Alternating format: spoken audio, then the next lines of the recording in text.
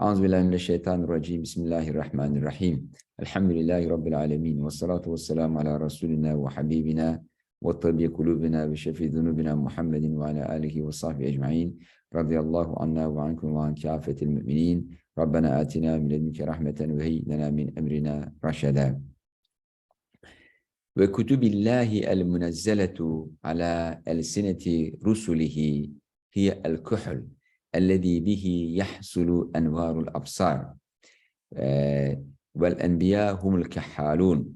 So Imam Ghazali explains that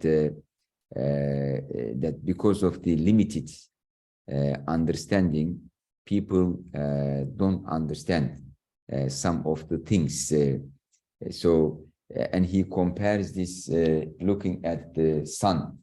And when people look at the sun, they get blinded. They cannot see it, or if they have a problem in their eye, they cannot see it. So this kuhl, which is a mineral, they put on the eyes. There is a name for it.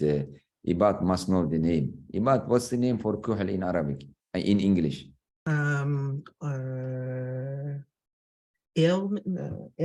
Not ailments. I'll look it up.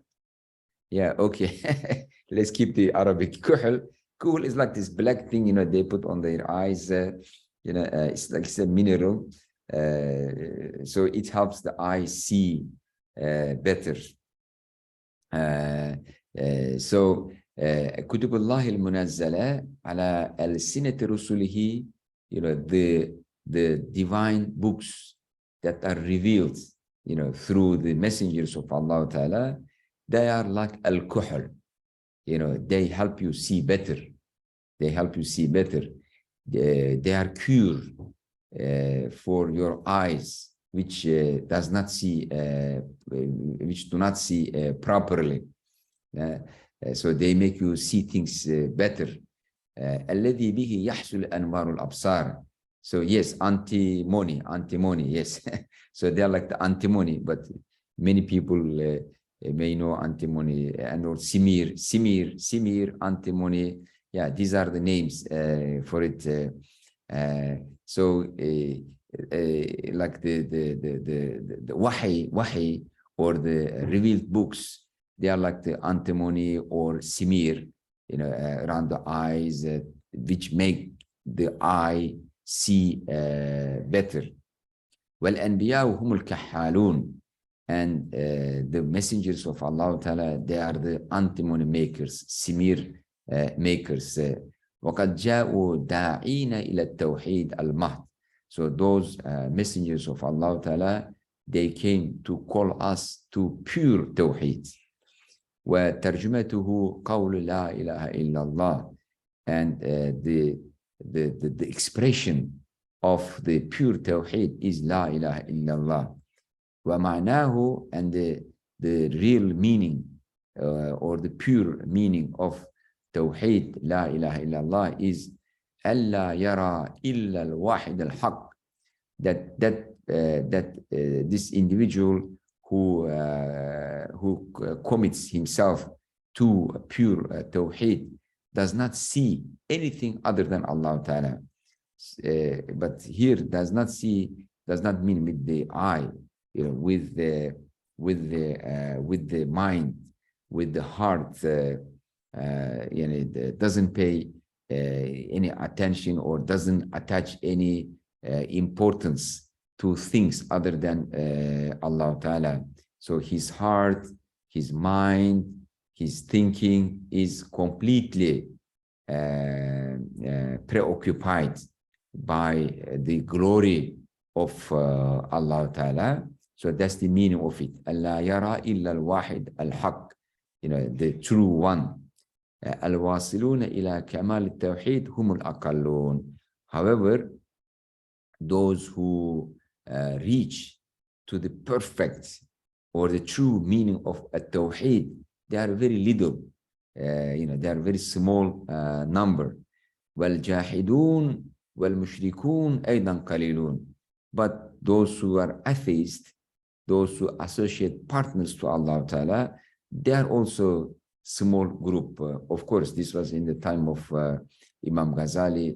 Now al-Jahidun, al-Mushrikun, their number increased, and atheism has almost became like a norm, especially in some countries, in particular in the elite segments, like in elite universities, etc. وهم على الطرف الأقصى المقابل للطرف التوحيد. So those atheists, the infidels, or those polytheists, they are the opposite of Tawheed. إذ عبدة الأوثان قالوا, because the idol worshippers said, ما نعبدهم إلا ليقربونا إلى الله زلفى. They say, we don't worship those idols except that they bring us closer to Allah Ta'ala. فكانوا داخلين في أوائل أبواب التوحيد دخولا ضعيفا. So this shows that they have a concept of Tawheed. They are inside the house of Tawheed. They entered from the door, but this is a very weak entrance, because they say there is Allah, they accept the existence of God, but they associate partners to Him.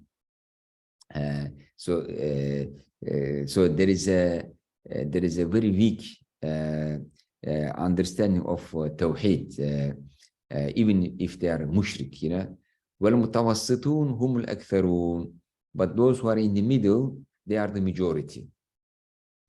وفيهم من تنفتح بصيرته في بعض الأحوال. So the majority, the big crowd, like you have two extreme ends. On the one hand, you have like people who are in pure Tawheed, and on the other hand, you have like atheists and mushriks. But the majority, they are sometimes their eyes are opened, فتلوح له حقائق التوحيد. The truth of, or the secrets of Tawheed become explicit for them. ولكن كالبرق الخاطف لا يثبت. It is like the a thunderstorm, like a lightning. It appears and then disappears right away. Doesn't continue.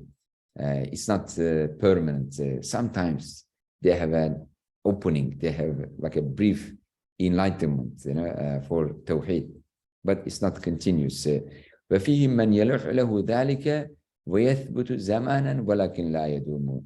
But for some of them, it's a bit more permanent. It continues for a while, but not always, not continuous. والدوام فيه عزيز. Continuity in Tawheed, in understanding the true meaning of Tawheed, is very rare. So very small group of people, they have a true understanding of Tawheed. لكل إلى شأو على حركات ولكن عزيز في الرجال ثبات. So everyone wants to go high, and they do some movements to go high, but it's very rare for people to permanently do it, to persistently do it. So they do some movements in that direction, to climb up to the mountain, to go high in the mountain. But they never reach to the top. Why? Because no thabat. Thabat, continuity, persistence. So this is the meaning of thabat. So they don't have thabat. In Arabic, they say, man thabata nabata. Man thabata nabata. The plant, if you move the plant from one place to another place, from one place to another, it's not going to grow. The plant must stay. it must show thabat in one place to be able to grow. So this persistence is important for a human being to grow, to develop, to reach to the true meaning of Tawheed. But people like do very little thing to understand Tawheed, and then they are diverted to some other things. No persistent effort to understand Tawheed. That's why they are deprived from it. So they get something, but very elementary level.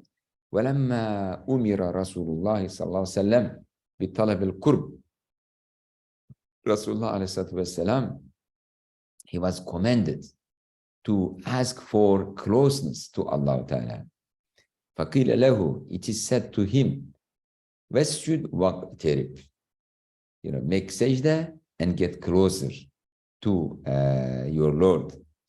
This is a ayatul sajda. Inshallah, after class, everyone makes sajda.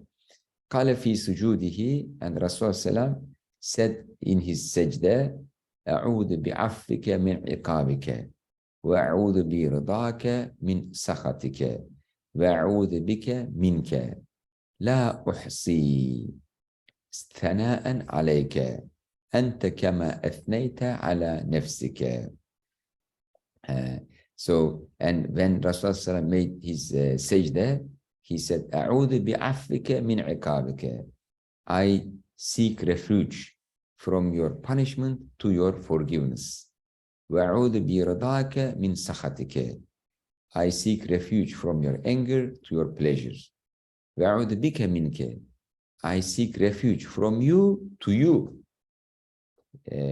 Because who else can save you from God, except Him? لا أحصي ثناء عليك, I cannot praise you enough. I am unable to praise you enough. أنت كما أثنيت على نفسك, you are the way you praise yourself. فقوله صلى الله عليه وسلم أعوذ بعفوك من عقابك كلام عن مشاهدة فعل الله فقط. So the statement of Rasulullah sallam, that I seek refuge from your punishment to your forgiveness is a statement that shows that he witnessed only the actions of Allah Ta'ala. So he was focusing on the primary, prime actor, the absolute actor, not the end causes. So there is first cause, Allah Ta'ala, and then last cause, human beings or other agents which do things. But Rasulullah was focused on the first cause. So everything he saw them as fi'lullah ta'ala, looking at the first cause and disregarding the last causes. فكأنه لم ير إلا الله وأفعاله, as if he did not see anything except Allah Ta'ala and his actions. واستعاذ بفعله من فعله, therefore he sought refuge to the actions of Allah Ta'ala from his other actions. ثم اقترب ففنى عن مشاهدة الأفعال, then he got even closer to Allah Ta'ala and he moved beyond مشاهدة الأفعال, witnessing the actions of Allah Ta'ala. وترقى إلى مصادر الأفعال, and he moved on to the sources of actions. What are the source of actions? The sources of actions here are الصفات, the attributes of Allah Ta'ala. So, from the outcomes to actions, from the actions to sources of actions. So every outcome is produced by some fi'l, some action, but those actions, they are reflections of the attributes, الصفات. فقال أعوذ برضاك من سخطك. Then he mentioned the attribute of sakhat, the attribute of rida, because these are attributes of Allah Ta'ala. So this is elevation from witnessing or observing the actions of Allah Ta'ala to witnessing and observing the attributes, the sifat of Allah Ta'ala. وَهُمَا صِفَتَانِ الرِّضَى وَالسَّخَطِ. These are attributes of Allah Ta'ala. See, this even related with the topic we were discussing before, sakhat. Yani, so Allah gets angry and punishes. So we don't say Allah is always love and He does only good things. No, He's just also, when people do wrong things, He punishes them. ثم رأى ذلك نقصانا في التوحيد. But that and Rasulullah sallallahu like first mentioned the tajalli al-af'al, then he mentioned tajalli of sifat, then he thought this is not enough. فاقترب ورقى من مقام مشاهدة الصفات إلى مشاهدة الذات. So he moved on from the level of witnessing the attributes, divine attributes of Allah Ta'ala, to witnessing the Zat of Allah Ta'ala. فَقَالَ أَعُوذُ بِكَ مِنْكَ. I seek refuge from you to you. So this is the That, Mushahadatul That. First, like he mentioned his af'al, then his sifat, then his That. وهذا فرار منه إليه من غير رؤية فعل وصفة. So this is, this is escaping or moving on or liberating for him by not seeing anything, any action, by not seeing any attribute of Allah Ta'ala, just seeing His Zat. So this is elevation and liberation from the level of witnessing Af'alullah Ta'ala, and also from witnessing the Sifat of Allah Ta'ala. So this is the spiritual elevation in the consciousness, and also elevation in the levels of Ma'rifatullah. The elevation in the maratib al-haqaiq, from fi'l to sifat, from then to zat. ولكنه رأى نفسه فارا منه إليه. But he saw himself as somebody who escapes from him to him, who seeks refuge from him to him. ومستعيذا ومثنيا. Someone who's like seeking refuge from him to him, and then someone who's praising him. فَفَنَى عَنْ مُشَاهَدَةِ نَفْسِهِ. So at this level, he moved away from seeing himself. So he no longer is preoccupied by his own existence. He is preoccupied completely with the existence of Allah Ta'ala. So he realizes he's nothing compared to Allah Ta'ala, and he doesn't attach any significance, any meaning to his own existence. The only significant existence in his mind and heart is Allah Ta'ala. ولكنه رأى نفسه فارا منه. I'm sorry.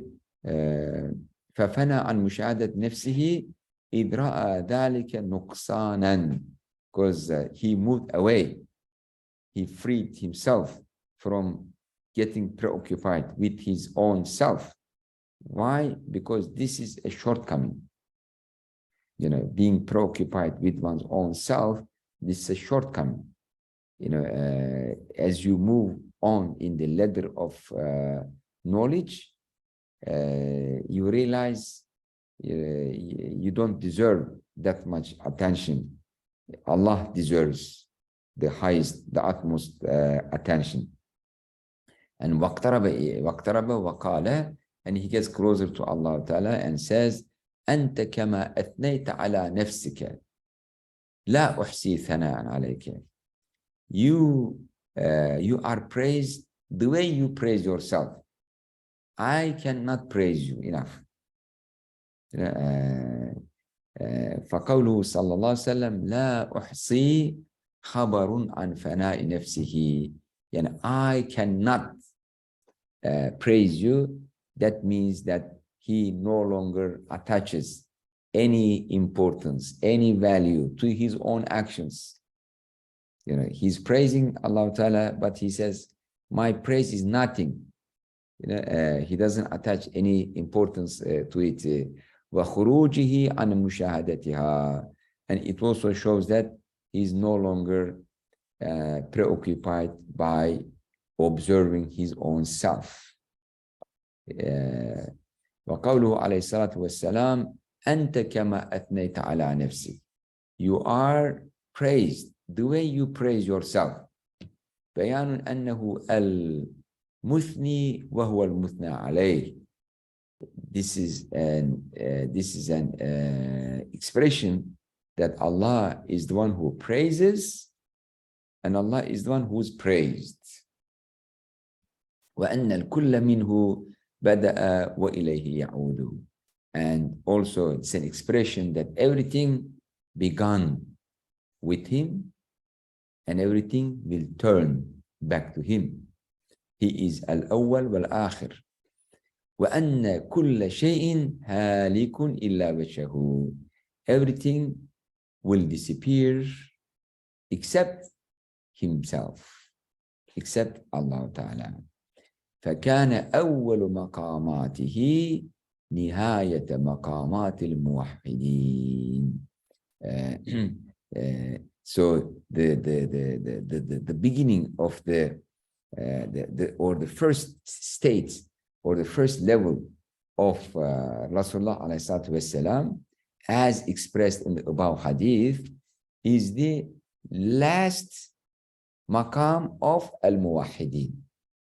The Rasulullah wasalam started from the last level al-muwahhidun can reach. وهو ألا يرى إلا الله تعالى وأفعاله.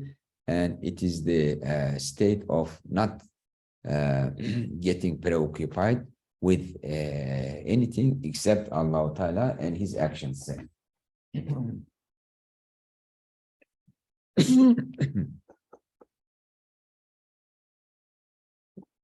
فيستعيذ بفعل من فعل. So he seeks refuge from one action to another action.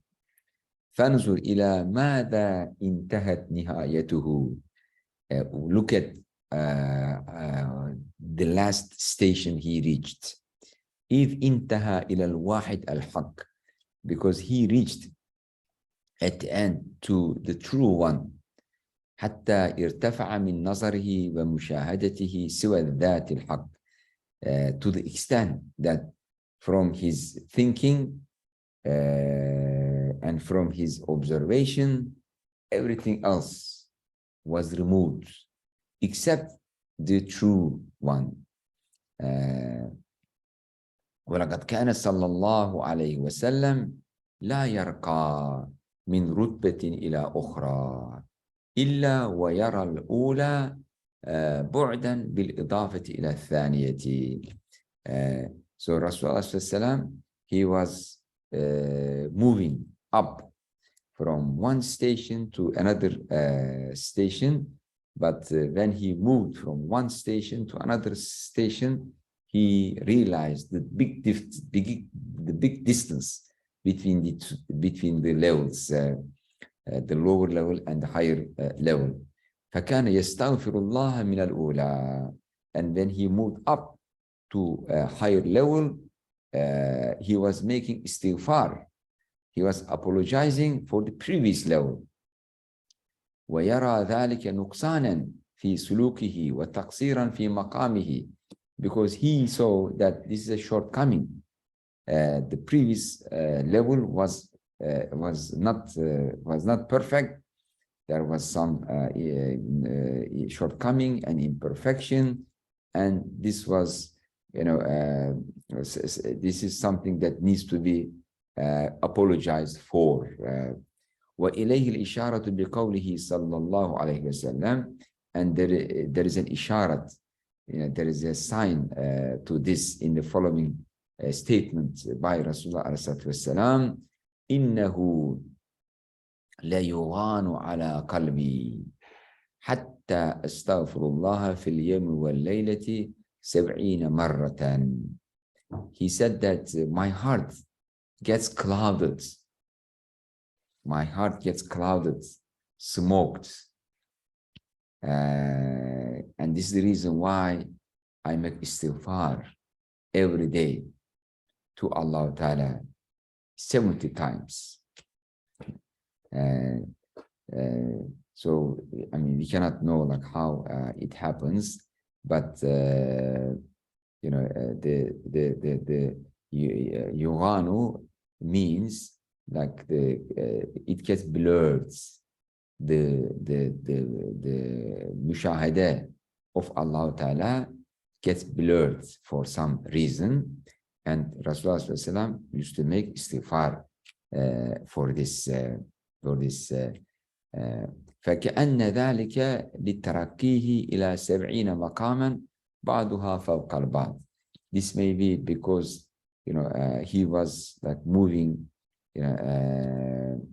70 stations further, and each one is above the other ones. أوائلها وإن كان مجاوزا أقصى غايات الخلق.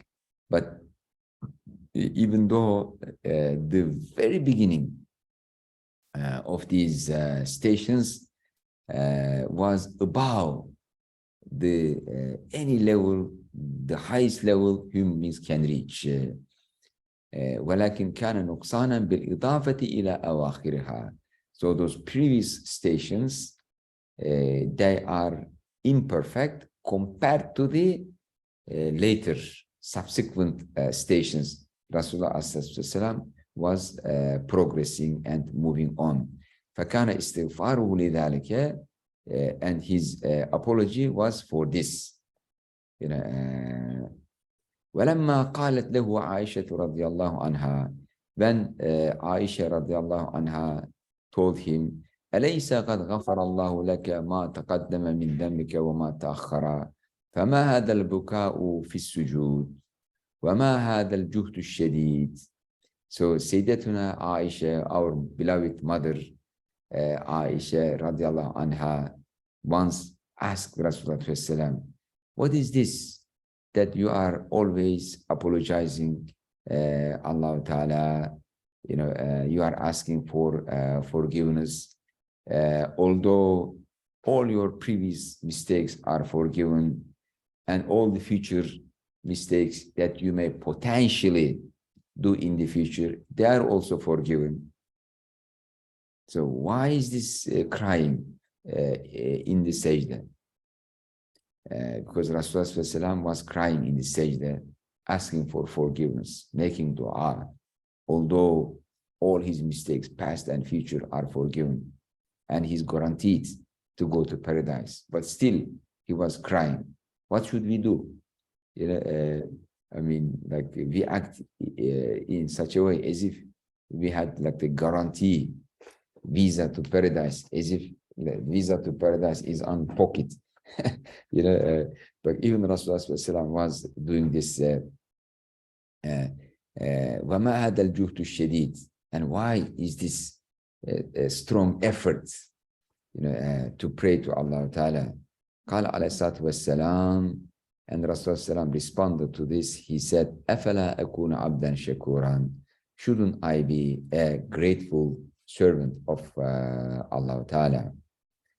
So being Abd Shakur, even if there is no reward, even if there is no punishment, even if you are guaranteed paradise, even if there is no possibility of going hellfire, just being an abd shakur to Allah Ta'ala.